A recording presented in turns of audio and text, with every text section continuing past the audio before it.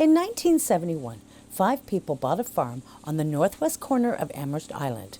Their intention was not to have a working farm. They were seeking a different lifestyle and formed a commune called Headlands Community.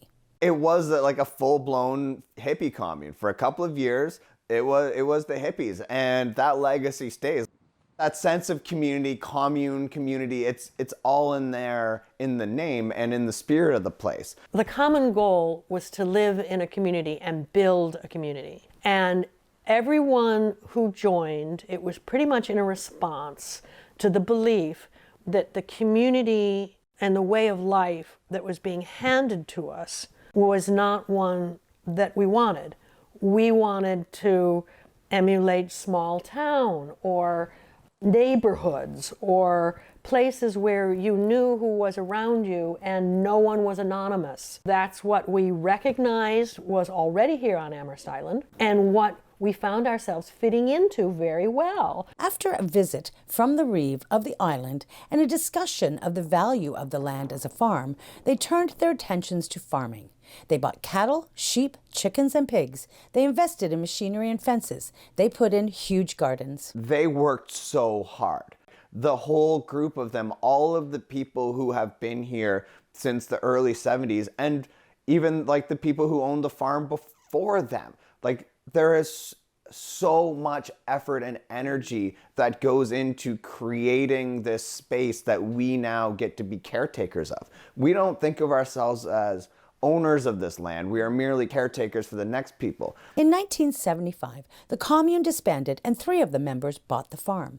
At the time, it was a mixed farm with a combination of cows and sheep, until their bank manager advised them to concentrate on one. The sheep seemed more promising, and since then, they have been known for sheep, specifically raising them outdoor year-round. As the wool for us has become more important, we realized that we had set the preconditions for outstanding quality of wool.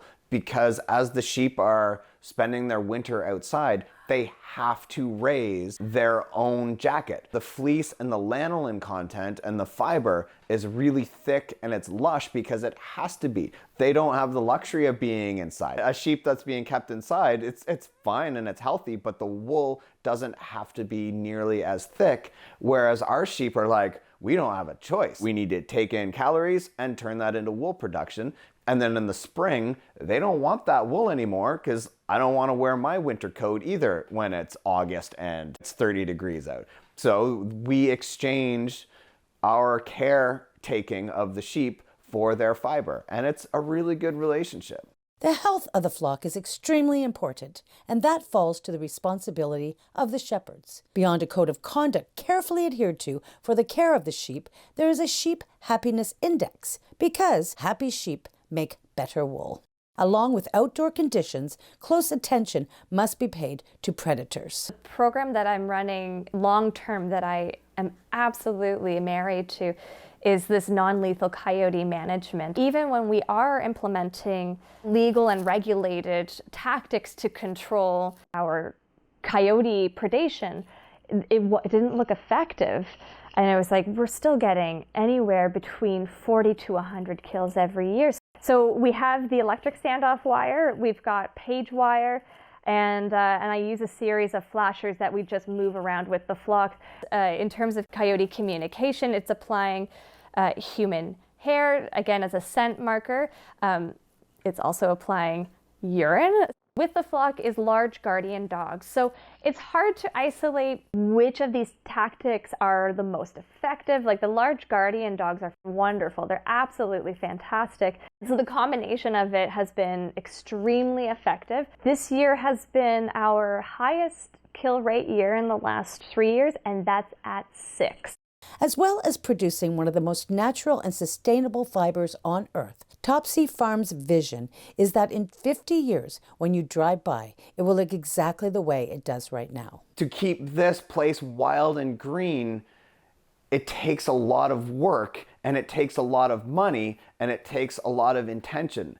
And so every day we are out there telling stories, sharing pictures, doing campaigns to raise awareness of the place that farms play in the ecological world. It goes back to that, like the idea of the founding hippies. We work every day to preserve what they built, and in return, we're trying to build something that is worth preserving. The farm is continually enhancing its legacy of a welcoming atmosphere, nurturing contented sheep for superior wool production, all while placing a strong emphasis on land stewardship and harmony with nature. To see the success of a secured supply chain, seeing that succeed means that we can be financially secure enough to continue to run the farm, but also to run Connect to the Land programs and to have a further outreach to the community of creating love for the environment around them. And when we create the love for that, it gives people a reason to want to save it. Not just the land that we are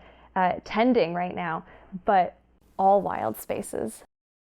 For WPBS Weekly, I'm Gail Paquette.